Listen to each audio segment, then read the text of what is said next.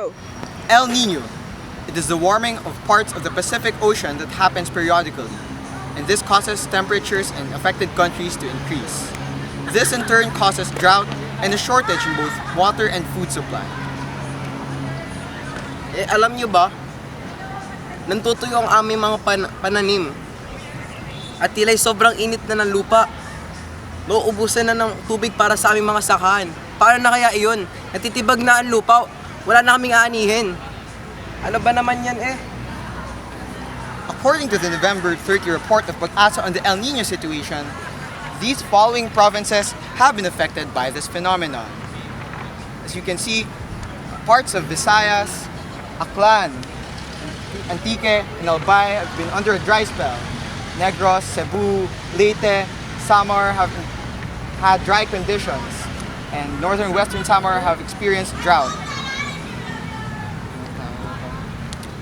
Regions all over the Philippines, especially in Visayas and the southern Mindanao portion, have been affected greatly by this El Nino.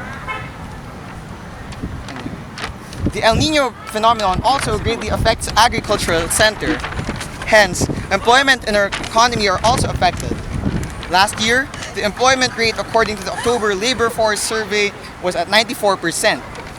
This year, it is at 94%. However, the employment rate of workers in the agricultural sector went down from 30.8 last year to 29.6%. And according to the Philippine Statistics Authority, the crop subsector output from April to June of this year totaled at 200.4 billion pesos, which is 9.64% lower than last year's output. For the first half of the year, gross output of crops went down by 0.54%, and for the third quarter of the year, growth rate of the crop subsector was at 4.86%. And to help citizens cope with El Nino, the government plans on importing around 1 million tons of rice in 2016.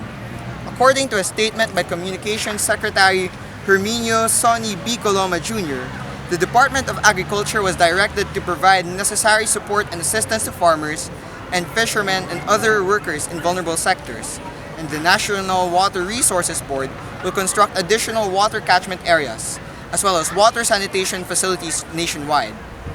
These are only some of the many steps the government will take to help citizens cope with El Nino.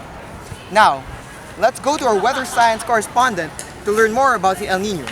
Lauren, what can you tell us about this phenomenon? Thank you, Sean. El Nino is actually the warm phase of the El Nino Southern Oscillation, or ENSO cycle. The cold phase is the La Nina, which makes weather rainier than normal for affected areas.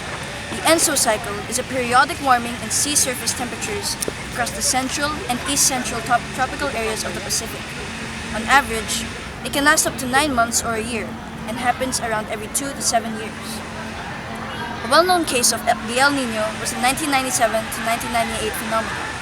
In the Philippines, the damage to the agricultural sector amounted to 8.46 billion pesos. 70% of the Philippines experienced severe drought. 292,000 hectares of rice and cornfields were severely damaged, and water shortages and forest fires were experienced. Thankfully, this year's El Nino has not been that bad. And now, back to Kuya Sean. Thank you, Lauren. As citizens, here are some of the things our government advises us to do to help cope with El Nino. Turn the faucet off firmly to prevent leakage. Install low-volume/high pressure nozzles or flow constrictors to reduce water usage by up to 50%. Use the water dipper and pail instead of the shower while taking a bath. Instead of running water, use a glass of water while brushing your teeth.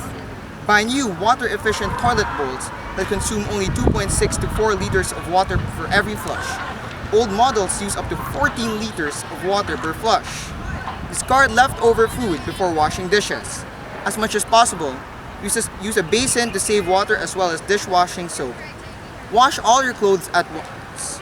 Don't allow the water in your wash basin to overflow.